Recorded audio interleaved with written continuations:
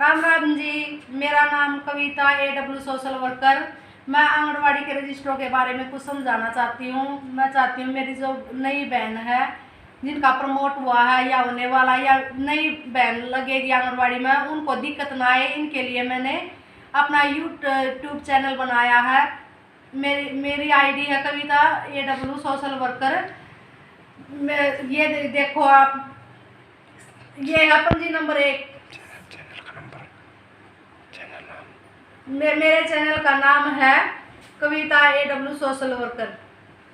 ये देखो पंजी नंबर 1 है, इसका नाम है समेकित बाल विकास परियोजना परिवार विवरण। इसमें क्या है, जो हमारे जो गांव की सर्वे है सारी इस रजिस्टर के अंदर है। तो मैं आपको दिखाऊंगी इसके अंदर कैसे काम किया जाता है।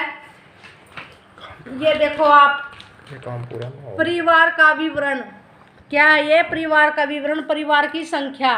तो हम जिसके घर में गए, हम गए हैं एक मकान नंबर 1 में, तो हमने क्या लिख दिया 001।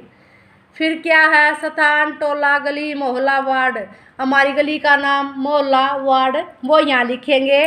फिर क्या है, श्रेणी, अनुसूचित जनजाति, अनुसूचित जाति, अन्य, अगर जो सी भी जाति है उसके आगे हम टिक मार्क कर देंगे।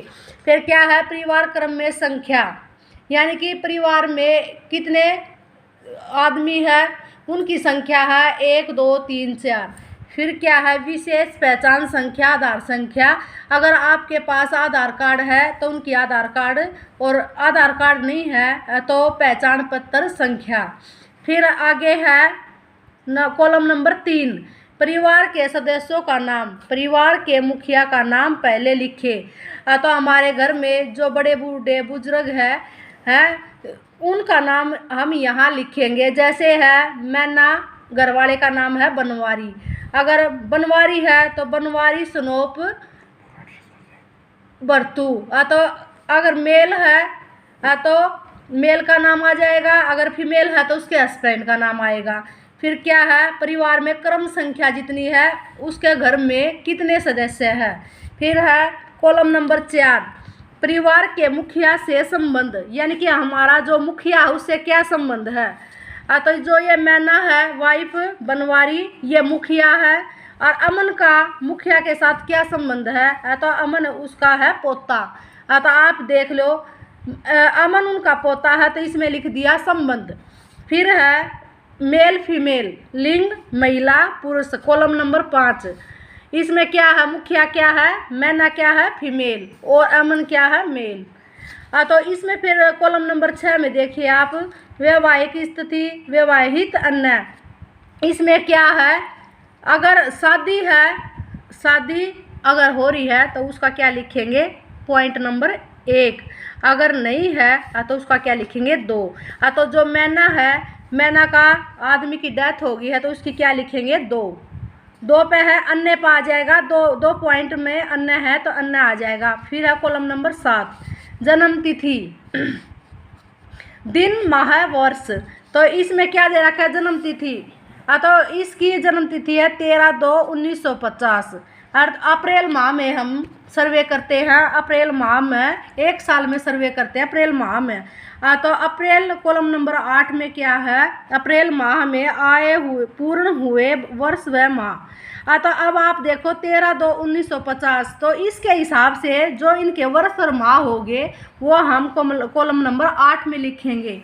फिर क्या है कॉलम नंबर 9, माँ का नाम 0 से 6 वर्ष के बच्चों के लिए, माँ का नाम 0 से 6 साल के बच्चे हैं उनका नाम आ जाएगा, माँ का नाम आएगा और बच्चे का नाम आ जाएगा। फिर है कॉलम नंबर 10, इसमें क्या है, लक्ष्य कोड, इसमें क्या है, गर्भवती है, दूध पिलाने वाली माता है, धात्री माता, शिशु और किशोरी बालिकाएं, अगर इनमें से कोई भी है तो हम इस कॉलम में कॉलम नंबर 10 में लिखेंगे। तो अगर कोई गर्भवती है तो यहाँ लिख देंगे, दूध पिलाने वाली है तो यहाँ लिख देंगे, शिशु है तो शिशु लिख देंगे, अगर किशोरी बालिका है तो यहाँ लिख देंगे। फिर है कॉलम नंबर 11, कॉलम नंबर 11 में देखो आप, विकलांगता के प्रकार यदि है तो इसमें क्या है, इसमें क्या है, विकलांगता के प्रकार यदि है तो शारीरिक, मानसिक, दृष्टिहीन, बधिर, मूक। अगर इन कॉलमों से, कॉलम 5 कॉलम है, इनमें से कोई होगा तो इस कॉलम में लिखा जाएगा। फिर क्या है, आंगनवाड़ी क्षेत्र के निवासी है या नहीं। अगर आंगनवाड़ी क्षेत्र के निवासी है तो हम या लिखेंगे हाँ, अगर नहीं है तो नहीं। कॉलम नंबर 13, आगमन की तिथि। अगर कोई बाहर से आया है और गांव में रहने लगा है तो आगमन की तिथि यहाँ लिखी जाएगी। फिर क्या है, कॉलम नंबर 14, बाहर जाने की तिथि। अगर वो अपने घर को बेच के कहीं चले गए हैं या वहाँ किराए पर किसी को छोड़ गए हैं, बाहर चले गए हैं, तो उनकी बाहर जाने की तिथि भी कॉलम नंबर 14 में लिखी जाएगी। फिर क्या है, 15 कॉलम नंबर देखो आप, मृत्यु की तिथि। अगर किसी की डेथ होती है तो हमने क्या लिखना है, मृत्यु की तिथि कॉलम नंबर 15 में लिख देनी है।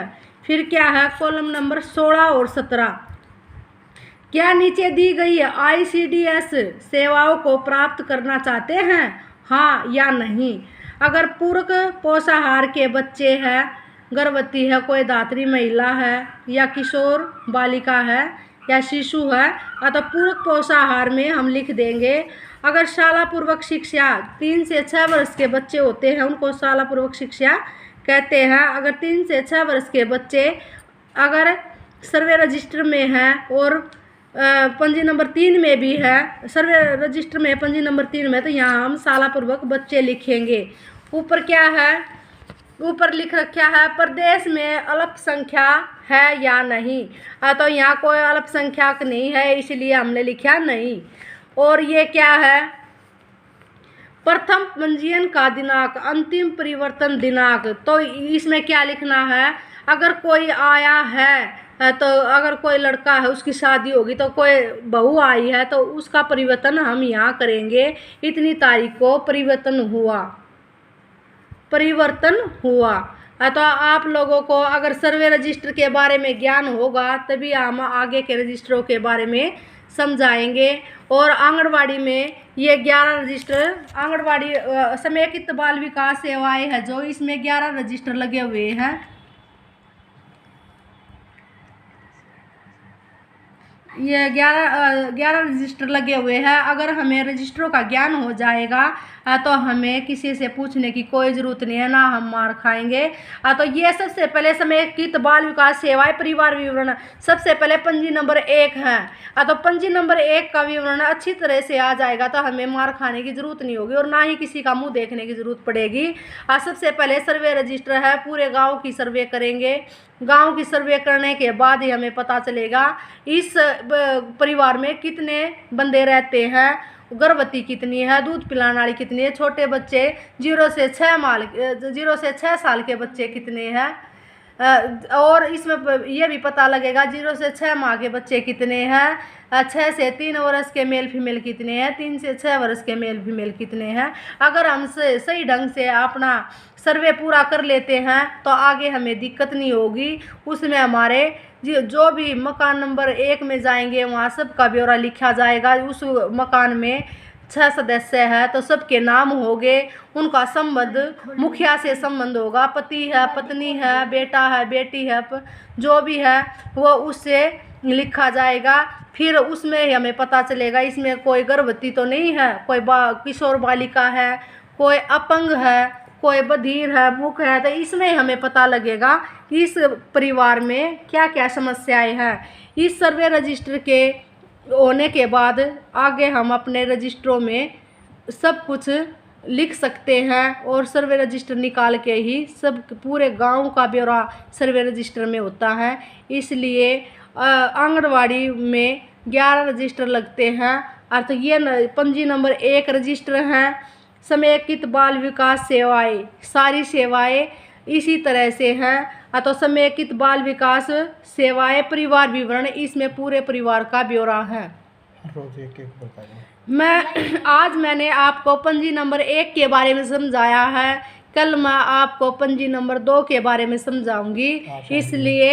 इसलिए आप मुझे लाइक करें, शेयर करें, कमेंट करें, सब्सक्राइब करें और मैं चाहती हूँ मेरी बहन कोई भी ये काम समझने में पीछे ना रहे। तो